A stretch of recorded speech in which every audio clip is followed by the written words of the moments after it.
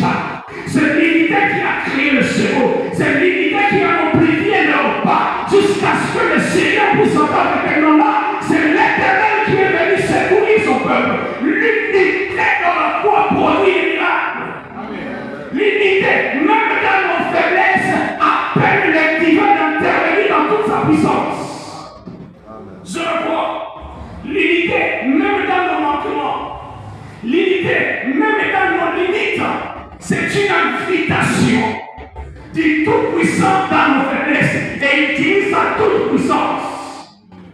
Il n'y a jamais eu de ça.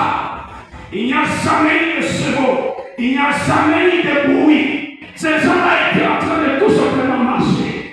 Pendant qu'ils marchaient en unité, ils étaient faibles. Je m'imagine le pas dans le creux. Quel bruit ça peut faire? Rien du tout.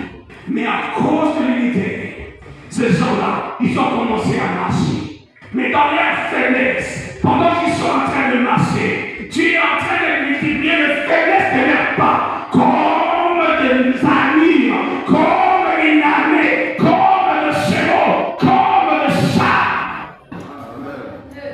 Le problème de l'église, ce n'est pas le problème de finances, c'est le problème de l'unité. Parce que si nous sommes unis, même avec 1000 francs, on mange.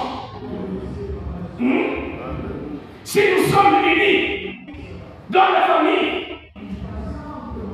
on n'a pas besoin de s'inquiéter. Si nous avons tous le même langage, mais l'Église et le corps de Christ souffrent aujourd'hui des langages divergents.